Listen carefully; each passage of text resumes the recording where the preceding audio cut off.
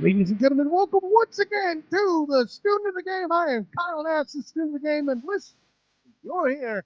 Chances are you like talking sport. We're honored and privileged that you came to do that with us here tonight. And listen, wherever it is that there's a game, I'm hoping to be a student of it so we can have a great conversation and have a lot of fun doing it here. I can't tell you how excited I am for this week's guest. Brandon Howard of CBS Sports is, man, listen, everybody who does this has interviews, has conversations that they remember well beyond. And even somebody like this that has been doing this for as long as I have a handful of things I can recall. First place is, of course, getting a chance to talk to a friend of mine that worked with my wife that was at the Boston Marathon the year that there was the bomber and can give us some insight to what happened there and all that.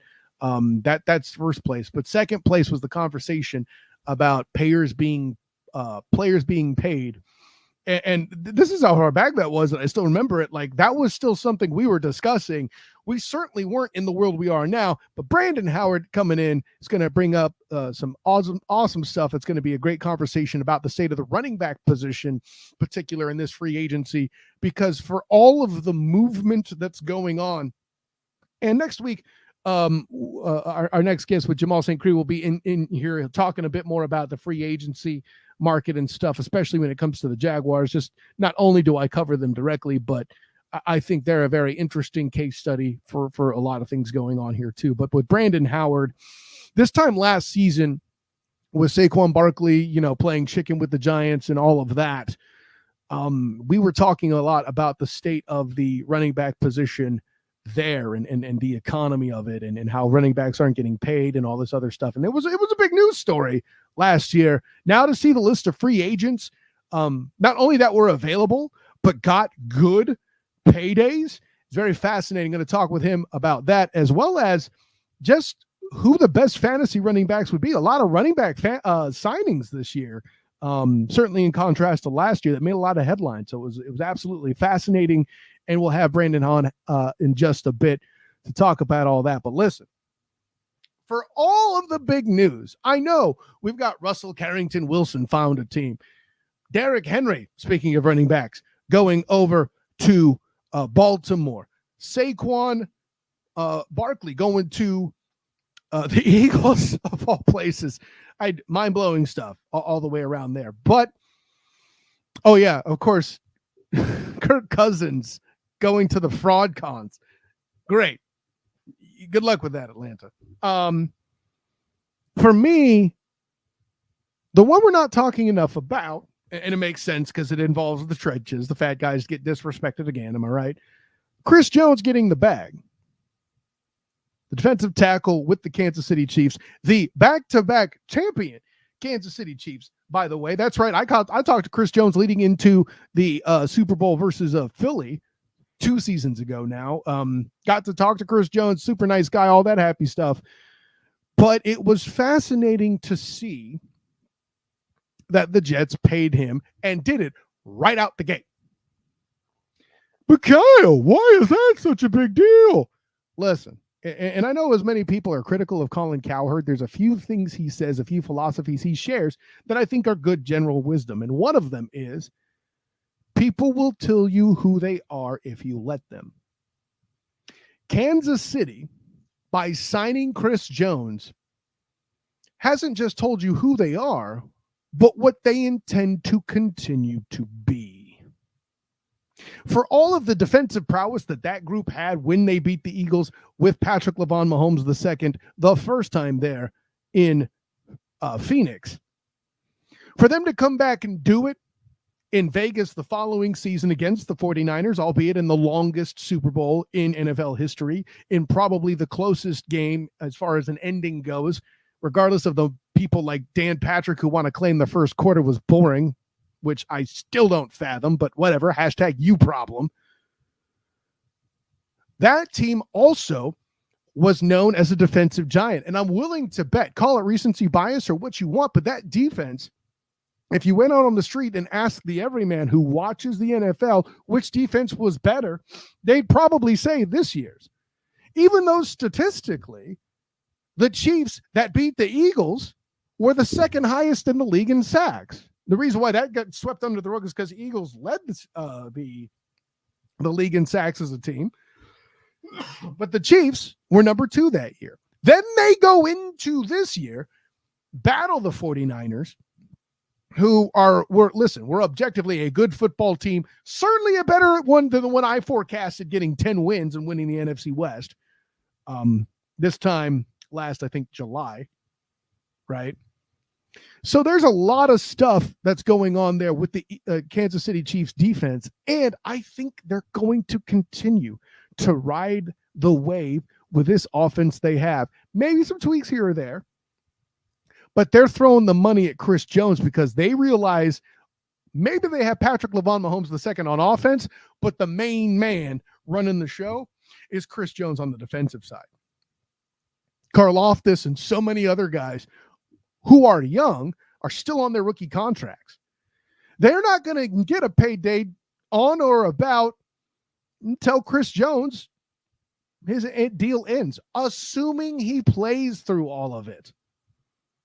There's a chance that Chris Jones could retire before he hits the end of his contract. And then business-wise, that works good for the Chiefs, just in time for them to have the money to retool what they need to get the defense and keep it rolling. Folks, listen, I shouldn't say anybody, it's one thing to win a Super Bowl. It's another to stay at the top of the mountain. It's another to not just be viable, but in the eyes of many, a favorite to three-peat. Matter of fact, the main reason I didn't pick the Chiefs last year is I know how hard it is to repeat, having seen as an analyst what it takes for a team to get to the Super Bowl, the amount of fall off, the amount of turnover that takes place to a Super Bowl roster that has not happened with Kansas City. As much as I want to write about a trade scenario for L'Jarius Sneed, who was franchised by them and will likely move off the team, and, you know, me writing about him potentially getting traded to the Jacksonville Jaguars for the Jaguar Report. Bing! At the end of the day, what you saw was the Chiefs being committed up front and being prepared to stay flexible everywhere else. 2 years ago, for the three-point conversion, bing, I wrote about 2 corners who played on that Super Bowl squad, played in that Super Bowl, got turnovers in the playoffs as a 5th and 7th round pick. Look for it. 3pointconversion.com. Search my name, Kyle Nash. An article from that Super Bowl will come up. I know, I've tried it. This tells me that they're preparing for life after Travis Kelce. But let's be real. If he gets that 3rd Super Bowl, he's going to retire. Hell, I mean, I think there's an alternate universe where if he and Jason Kelce were colluding, or Jason Kelce made it to the Chiefs instead of him Jason Kelce staying with the Eagles and them drafting Creed Humphrey instead. In that alternate universe, both of Kelce's could have been retired this year, right? But at 35, Travis Kelce last year had less production and was less healthy than he had ever been before. He turns 35 during the season. I'm not here to say he won't be productive this year, but I am telling you, especially with a significant other like Taylor Swift, that is there ready to help him rule the world, is something that can't be ruled out. And there's something special about 3-time Super Bowl winner Travis Kelce. Or would this be his? Yeah, this would be his. I think it'd be his. No, would this be his 4th? I think this is 4th because he beat the Niners twice, I believe. So yeah, nice ring to it. 4-time Super Bowl tight end. Not many of those out there.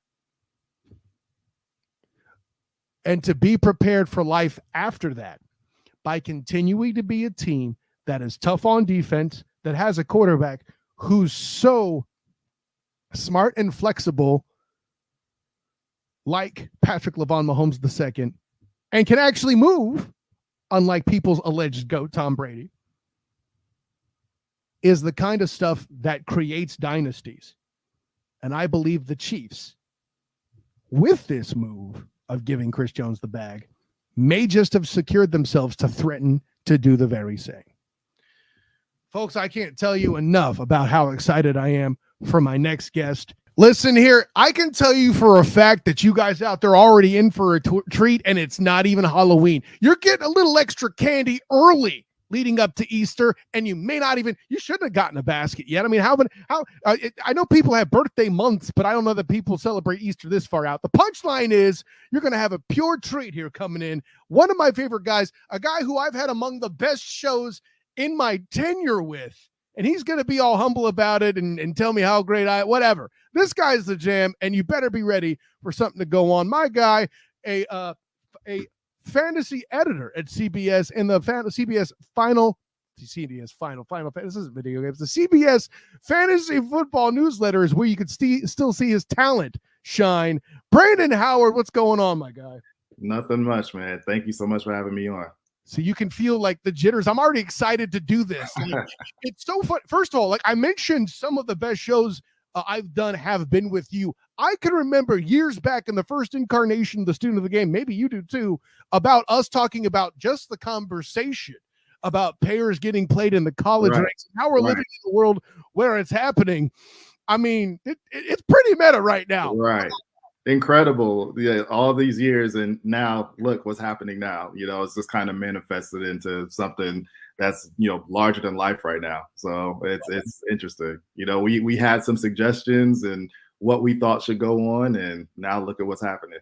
It's something completely different. It's the wild, wild west out there for sure. Yeah, man, listen, that's a whole other podcast here, man. Yeah. Listen, I'll say with that, there's this. I'm here to pull you in for your NFL prowess, which you have plenty of that too.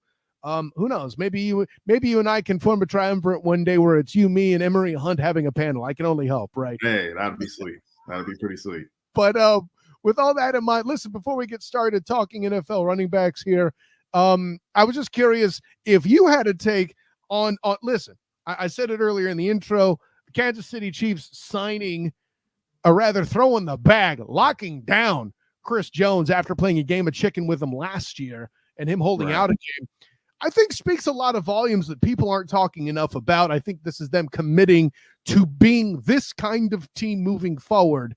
Does that make sense to you? Am I out of my mind? No, you're not. And, let's say this first and foremost, he deserves it. Oh, he's the identity of that defense, and he sets the tone. And without him, they don't make it nearly as far, as they did. And this is probably the best defense that the Chiefs have had in either of their championship runs. So, and he's at the forefront of that. So you have to pay that guy. You have to.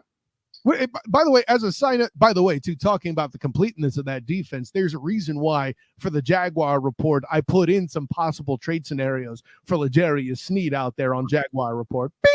But, I didn't think any of them were going to happen. I just that they're there, Right. But the whole punchline, my favorite thing about it, too, is his contract is probably going to expire on or about when some of their younger players that are up and coming will either, hey, listen, if they're worthy, then they could get their bag. But enough about this. We're going to go over to the running back side and just to get the audience caught up. I saw last week, I think about this time, that Adam Schefter had tweeted out a list of free agent running backs. And I mean, just the names this season are absolutely silly. Like we're talking, as we're recording this, what was it? Derrick Henry just got added to the Ravens. Like what's going on? There's a whole lot of stuff.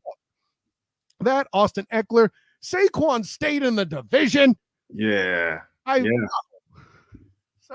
So that happened twice. You got two backs that stayed in the division with Aaron Jones. Yes. So, I mean, pop quiz. Which one do you think is full of more petty, Saquon or Aaron Jones?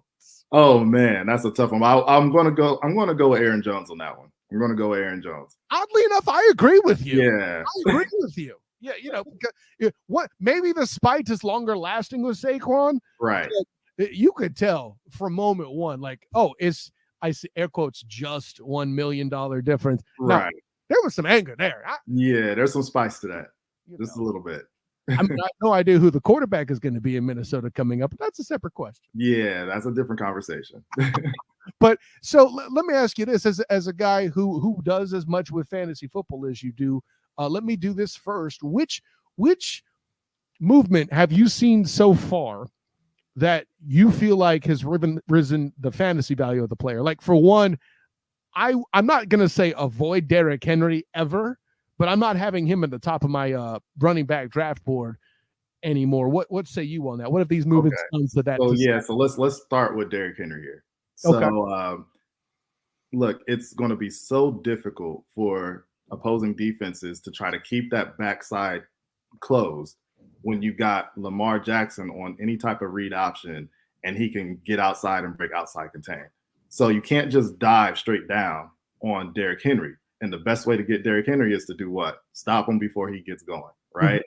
So you got to stop him before he gets going, but you also have to pause because Lamar Jackson, can go skedaddle down the field, 70, 80 yards, So it's going to be that much tougher for defenses to try to stop them. And that's just their ground game alone. Yeah. So they're just that much more dangerous now. And just the opportunities Derrick Henry's going to have because he's now paired with a mobile quarterback, that's dangerous. So our guys kind of have him projected to hit around 1,100 yards, and I think it was like 11 touchdowns, something around that range. I think he may surpass 1,400 yards around that range and maybe about 13 touchdowns when it's all said and done. I've got him there. I love you on the yards. I think you got something there because for him to get momentum, like, listen, for our MCU fans, yes, the juggernaut. Okay. That momentum and keep going, literally the Super Bowl. I get it. Right. Maybe Derrick Henry will be cast one day soon to battle Deadpool here in Deadpool 4. Who knows? And maybe Hugh Jackman will finally have gray hair. But I think the piece with the touchdowns I would push back on is you have the ultimate fullback fake option to get Lamar Demetrius Jackson in the end zone. You fake that handoff and he keeps going, and instead of getting the ball, finds the fullback lane and knocks somebody the hell out the way. We're both Lamar Demetrius Jackson guys here. Okay? Maybe we're standing a bit too much, but I think he's going to take some of those touchdowns away. What do you think? And that's very possible that happens. But I think that one thing you have to take into account is you have Mitchell, who's still recovering from the knee injury. He was a big part of the offense last year. I was at that game to see that. That was brutal, absolutely brutal. And, Justice Hill is not going to steal too much of the workload away from him either. So I'm thinking you're going to have a guy that's on the field a lot more than he's not, So that's why I'm thinking that the touchdowns are going to be what they are. And I think they're going to try to conserve Lamar Jackson's legs for the playoffs or, later on in the season. You're not going to really see him taking off too much just to make sure he remains healthy. So I really like Derrick Henry's, prospects for this season. And I think he's in for a really big fantasy football season. And another guy that I think is going to have a solid year because of who he's paired with from the offensive coordinator standpoint is Eckler with Kingsbury with the Commanders. He had a little bit of a down year, but I think you're going to see him have kind of a bit of a resurgence in that offense because it requires the guys that can do what? Catch out of the backfield. You're going to have him doing a lot of routes out of the backfield, and he's going to be on the field a lot. So I really feel like, yes, he had a little bit of a decline, but I think he was a little banged up, given the offseason to heal, and then also going into an offense where he is a fit. I think you can expect big things from him. And then also keep this in mind. Whoever they draft at quarterback, they're going to rely on him as a crutch or as a security blanket in that offense. So they're going to be dumping a lot of passes off to him. So I think he's going to put up big numbers. Yeah, no, I appreciate you bringing up the red tails here. Sorry. And that's not going away, Brandon. How did you forget? No, but listen, because Brian Robinson was a big deal, and I mean, great story, recovered from the gunshot and all that, and it was incredibly productive. Absolutely. Even in a world where Sam Howell was their quarterback, man. Right. I know you're gonna get mad at me for drafting because of the school and technically you're not wrong to do so, but they brought in an ACC quarterback thinking he was going to do something. I'm still looking for something from Sam Howell that impresses me, and I never got it. Right. A lot of the drafting and forecasting is trying to give me Drake May. I hesitate, knowing about my ACC bias and how much I annoy my Seminole friends and all. Right. But if Drake May is what I think he's going to be, which is to say somewhat disappointing compared to his other quarterback brethren, right? All the more reason for Eckler to end up super productive, right? Of course. I really think he's in for a big year. And we'll see, what that offense looks like with Kingsbury. And he may switch up a few things, considering that things didn't go the way he wanted it to go his first go around with the Cardinals. But there may be some new tweaks and some new wrinkles there. But one thing remains the same, is that the running back is going to get the ball out at receiver. So we'll see what happens there. It's going to be interesting. Oh no, I listen. I'm still trying to get over Eric Bieniemy not getting that HC job, dude. I was calling that and tooting that horn something special. But something's wrong or broken with the NFL where that guy has to go to college now. I'll talk to Candy Waller about it as it comes soon with Bowie TV. She'll have something to tell me about that. That's for sure. But, you mentioned here's the one I'm curious about, and I don't want to say it's a bad signing. It's fascinating to me. And no, I'm not going to Tony Pollard. Listen. Yeah, we'll talk about that one. Yeah. I know why. I mean, quickly, I know they got Pollard because he's certainly not Derrick Henry, but right. They're committing to a committee system. I saw Tajay Spears in college. He's a great change of pace, scat kind of pass catcher guy. And he's not a terrible pass blocker. He's not Derrick Henry, but who is? Right. And Pollard, I feel like they didn't give him first option, like big first option money. They enough to where it's clear he's more than a second. But with Will Levis back there, I mean, all you're trying to do is be enough of a threat to draw the play action. They're going to throw the ball down the field a lot. Yeah, and they're going to throw the ball down the field, and the running backs are going to be involved in the passing game. And there's two philosophies here. As when you're building a team, either from the running back position, you go kind of contrasting styles, a thunder and lightning approach, or you kind of go with two running backs who have mirroring playing styles. And I wrote about that today in the newsletter. And in the CBS fantasy football newsletter.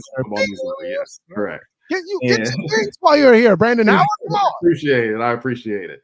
So what you'll have is, and this is the latter, this is two running backs that mirror one another. Mm-hmm. And the reason behind that is, if one guy goes down, you want to be able to plug and play another guy that has similar skill set, and you don't have to change the play calls as a result. So that's why they're doing that. But at the same time, I'm of the mindset that they need another guy. They need somebody that, and again, I'm not one to discount Tajay Spears running in between the tackles because of his stature. He's actually pretty good in that area. Mm-hmm. My concern is the durability. There you go. He hasn't been tested in that aspect.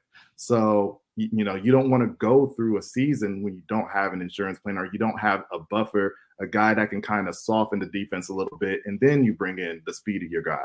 And so that's what I'm looking for. I'm thinking that in the draft, they do have to bring in a bigger back, or somewhere in free agency, get a guy that can kind of hit it up in between tackles, and get your tough yards on early downs.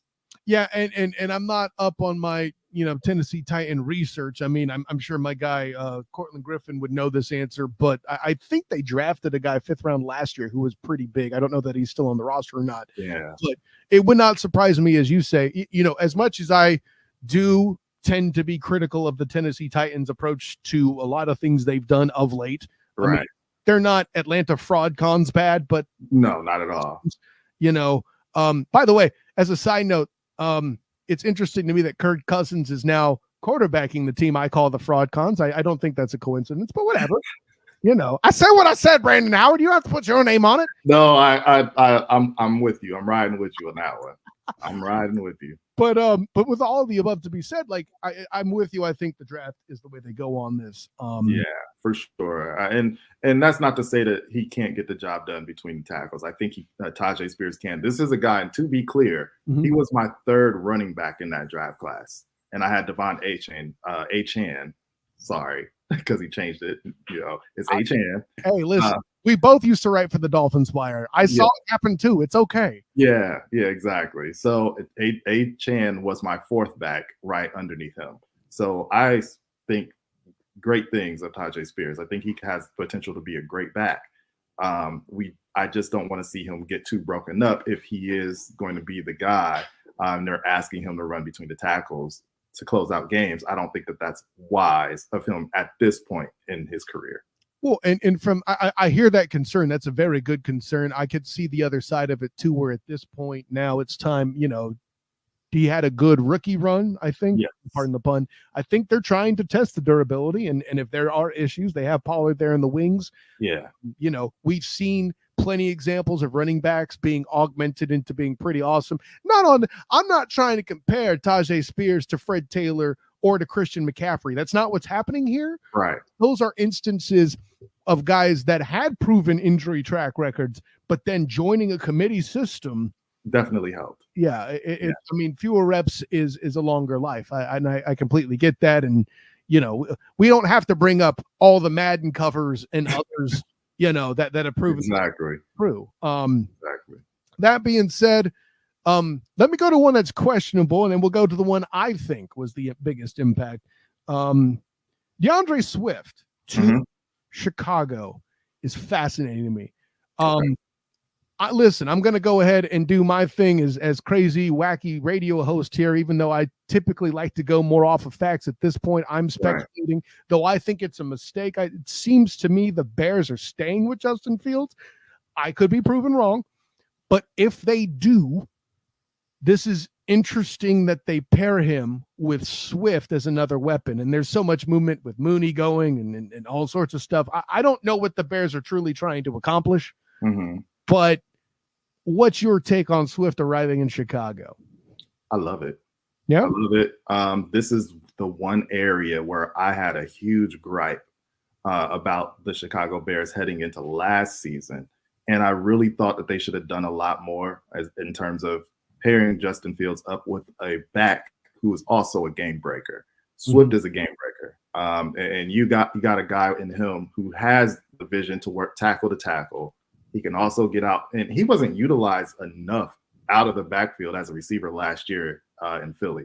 Should have been used a lot more in that area because he's talented there. And I think that in this offense, he'll get an opportunity to do that. I think you'll see a guy that's going to put up big numbers as a receiver this year.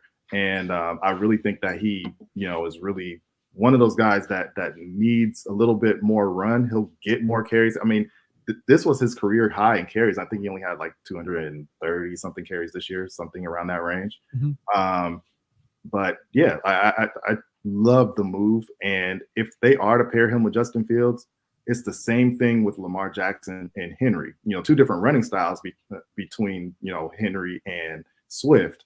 But again, got to keep that backside gate closed because Fields can do the same thing. He can take off 80 yards if you don't secure the edge, and he can do that. And so Swift also is a game breaker. So it's going to be tough to stop just the ground game alone. And then let's say they draft Harrison.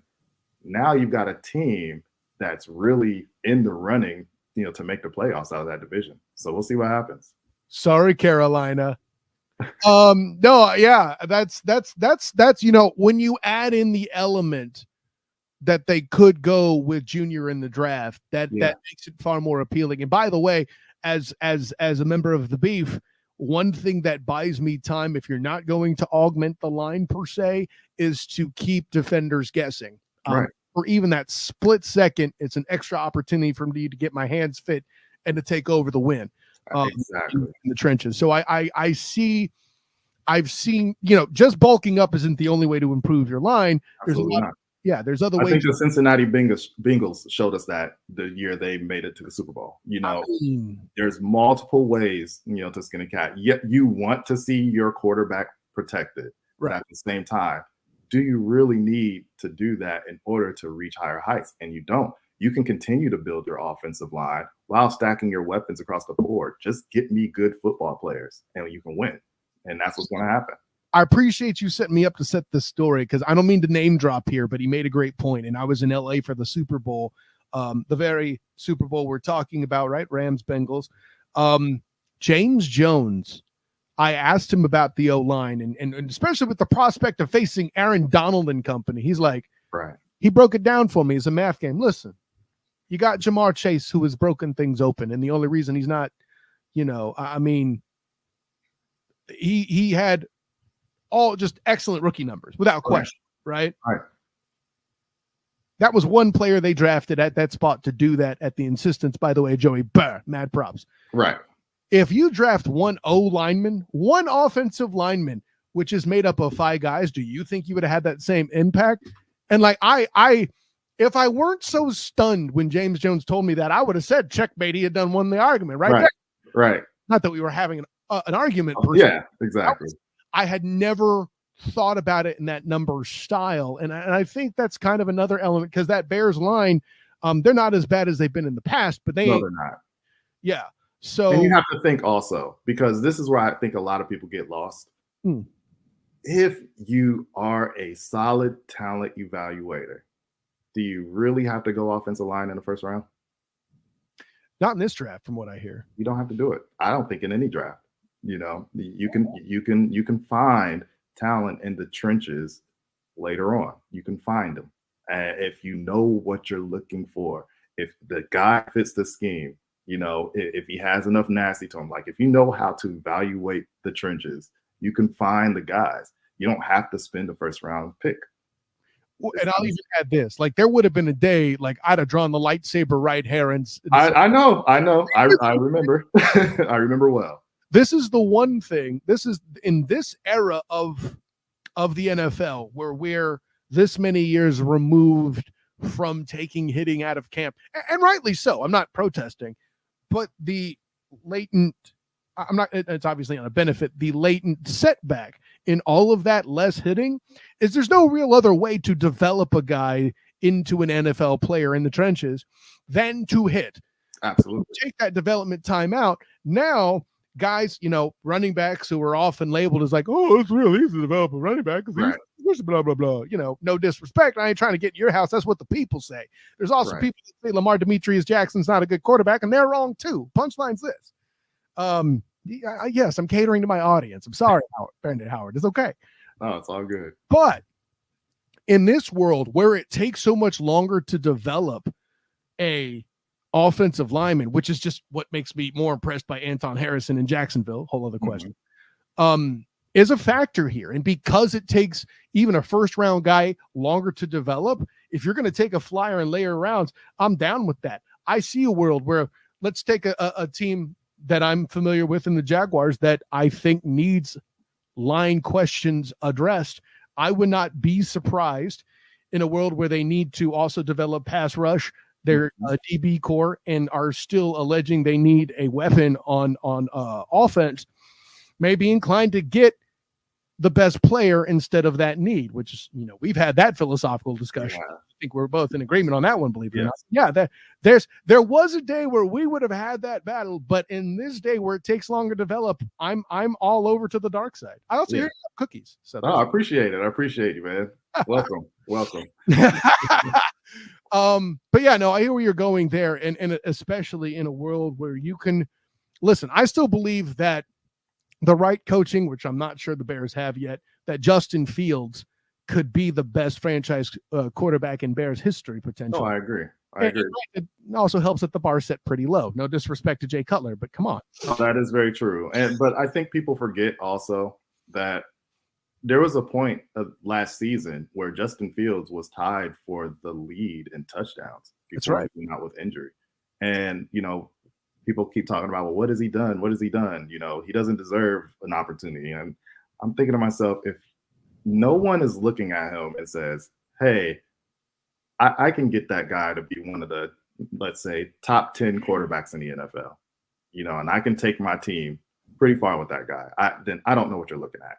I don't know how a team says a guy coming off a 36-year-old quarterback coming off an Achilles is the guy I want, and just forget about Justin Fields. I don't know how that happens. And so I think that just something is wrong right now with the NFL where we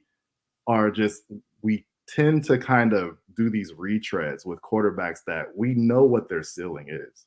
And I guess it's the safe thing to do. I don't know. But I don't think going with Kirk Cousins over a guy like Justin Fields means job security.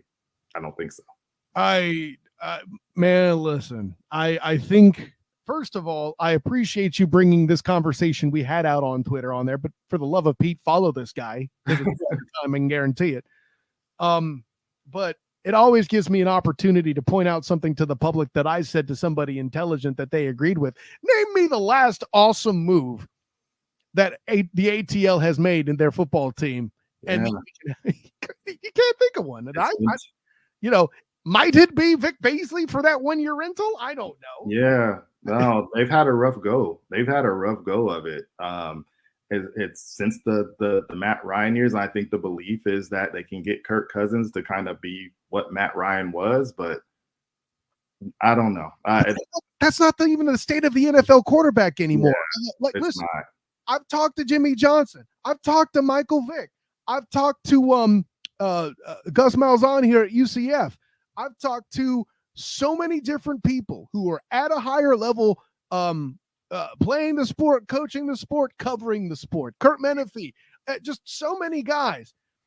And oddly enough, there's only one person that disagreed with my statement that quarterback movement is essential in the NFL. You got to have it now.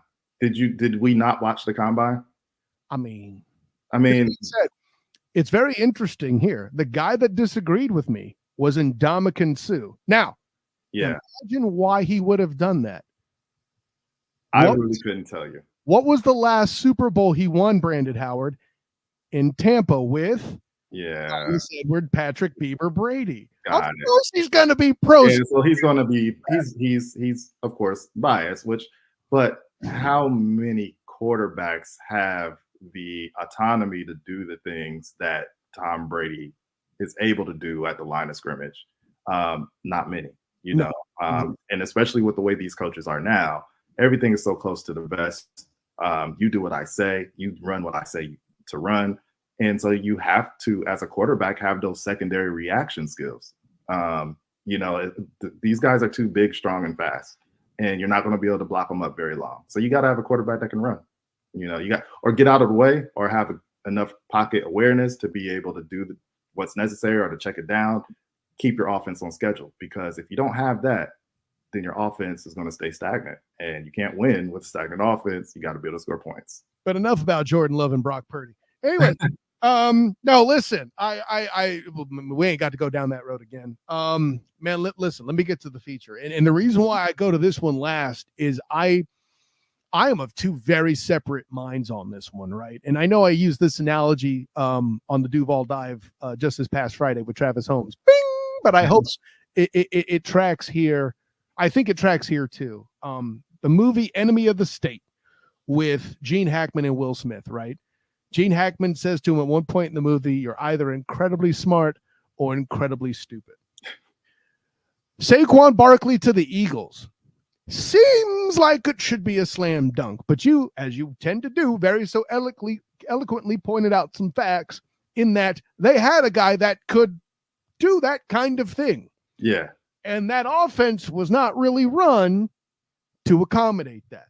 No, it wasn't. It wasn't. Yeah, right. So what we're hoping for is a change in the offense. And, oh, by the way, you just lost a Hall of Fame caliber center. Congratulations, of course, to Jason Kelsey for bringing attention to the position better than even John Madden could. Absolutely. But that over and above everything else, you can't just quarterback sneak all the way down the field like you would allege. Right. Those would like to do. So which category you think we're going to get out of that run game this season? What do you, I mean, I know it's March, but how do you feel about it? I think Saquon has the potential to be back in the running for one of the fantasy football elite at the running back position this year. Reason being is that I watched him run for his life this year. And he still found a way to be impactful when his team needed him the most. And yes, people are going to point to the fact that he averaged 3.9 yards per carry this year. Okay, fine. But if you watch the film, there's nowhere for that man to run. And he had some of the most impressive 3-yard runs to keep his offense on schedule that you ever want to see. So why the Giants couldn't find a way to pay this man is beyond me. They should have paid him. They made a choice. They decided to, sign Daniel Jones, and they left their running back, who was the best player on their team, out in the cold. But I digress. I'm not going to go there. We're talking. He's with the Eagles now. I mean, yeah. Listen, just real quick, so you don't feel alone in the cold. Yeah. Take 2022 student of the game MVP. Earned Brian Daboll a coach of the year when he clearly wasn't. Right. I mean, how hard is it to call give the ball to Saquon? I'm just saying. Exactly. And I also watched in person at Everbank Stadium him do one of these impressive. It was for 5 yards, but it was a lot longer than that. Exactly. I know exactly what it is. But yes. Exactly. So it's just, the rushing lanes that he's going to see this year. I mean, his eyes are going to just pop right out of his skull. He hasn't seen it. He hasn't had that luxury. And I think now this year, behind this offensive line, and yes, they're losing Hall of Fame center. They'll find a way to get that plugged up and still be able to be more effective than than any offensive line that they rolled out there for the Giants during his tenure there. So I think he's going to have a really good year. I think he'll have a resurgence. And it's just as long as he stays healthy, you're looking at a guy that's 1,000-yard back easy this year. I mean, all they need to do is stop handing the ball off in the damn shotgun and give this man some opportunity to create. That's just agree. Yeah, I'm in there with you. Yeah, I'm there with you, Brandon Howard. Listen, as much as my good friend Danielle Orsino, the Fey Princess of football and Giants fan, by the way, like she's probably crying. She'll be on the show talking about it soon, I'm sure. But that's. Yeah, man, I get you there entirely. Okay, so you're pro that. You think that'll make an impact. Okay, I can appreciate that. Absolutely. Man, listen, this is the last big thing I wanted to hit to while I have you here. And last year, there was so much talk about the economy of the running back. I would argue, because of Saquon, ironically, that it was the most, I feel like, we were talking about it in the NFL public since Le'Veon Bell. Right. And his efforts just, I'm going to call it what it is, in my opinion. Like, he completely crushed the running back market by playing chicken and losing drastically. Right.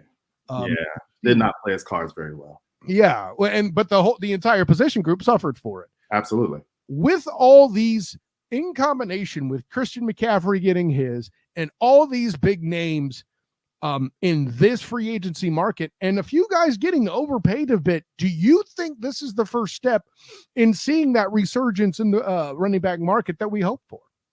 I definitely do. I think there's hope there. It's not all doom and gloom. If you're productive and you have shown that you can contribute in multiple areas, and this is what we're seeing, guys that can contribute in the passing game, guys that are good blockers, and are dynamic, as runners, they tend to get their money. And so I think that we're just seeing a difference in the type of back that eventually gets paid. And I think that now that there's kind of a blueprint towards getting to the bag at some point, I think you'll see more guys kind of follow suit. You're going to have more airbacks, that tend to get their money. And so we're seeing this now. It's starting to trend in that direction because offensive coordinators now know what to do with those types of guys. Mm-hmm. So it's kind of new. It's in its infancy, and I've always thought that this is the type of running back that every offense should have anyway, because you need guys that are dynamic, that are versatile. And so you're going to see a guy like a Devon Achane get incorporated more into the passing game this year. And we're going to see just how dynamic he is. Jahmyr Gibbs, he's going to eventually get paid. There's no way you don't pay that guy. as long as he stays healthy, he's going to be all right. Bijan. So, yeah. So these are Bijan, exactly. So you're going to see these more versatile type running backs get their money, and it's not going to be the same conversation anymore. So, and these are all great points, and I think I'm going to build on another thing from last year.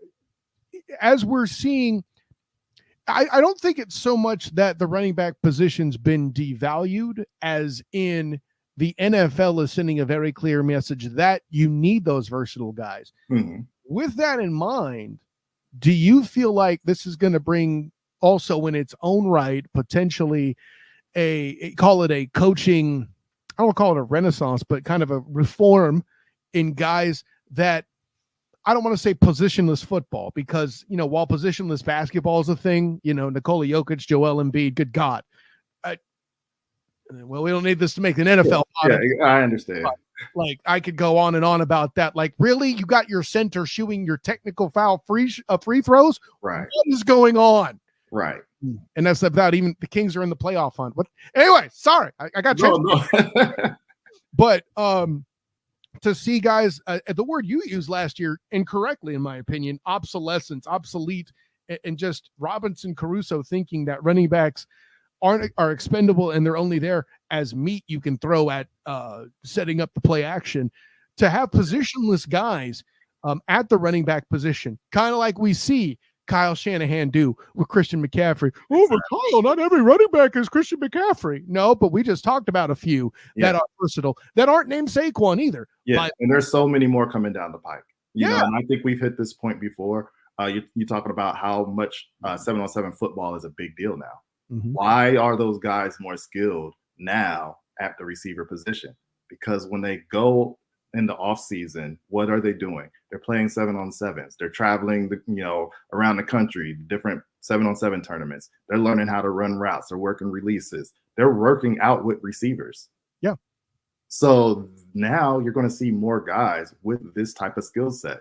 The Percy Harvins of the world. He came into the NFL a little too early, in my opinion. I think migraine's got him. Yeah.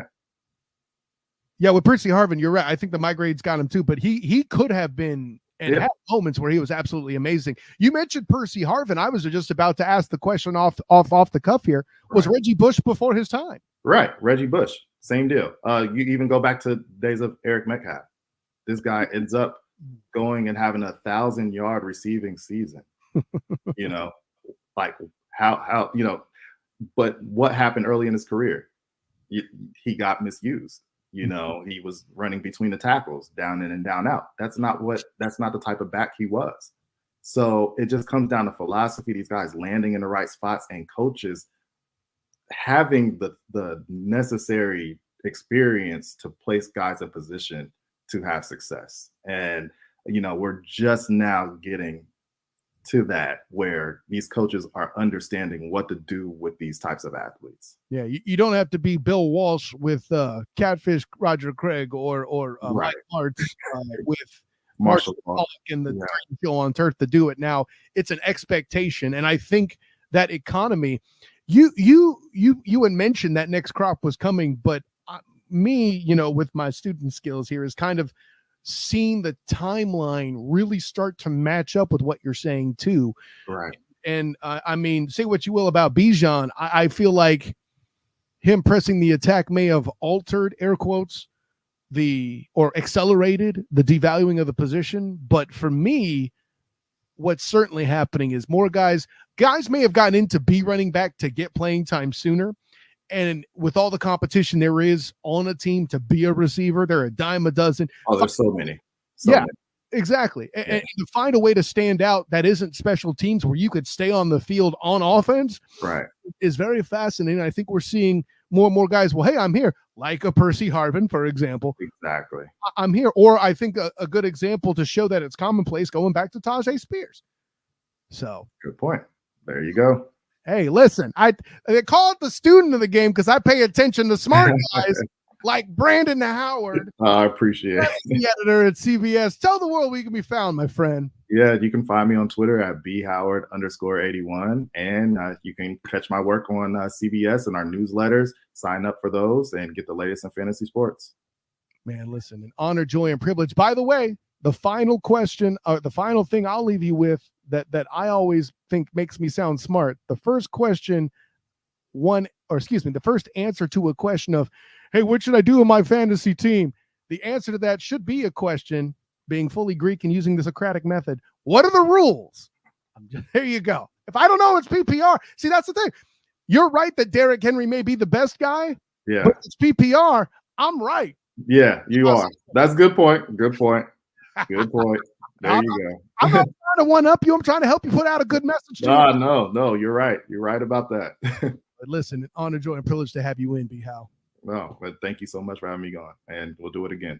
Oh, you would honor me thus. Let me go ahead and wrap up here real quick. Of course, I am Kyle Nass, the student of the game. You can find me on Twitter, Threads, and Instagram at the SOTG. Find me on Facebook as the student of the game. Check out my writings with the Jaguar Report. I know you might think I'm not busy in, all this movement, but I did do some pontificating about L'Jarius Sneed and T. Higgins and reasons why they could be linked to the Jacksonville Jaguars in the offseason yet here. Hey, anything's still possible at this point, so check it out.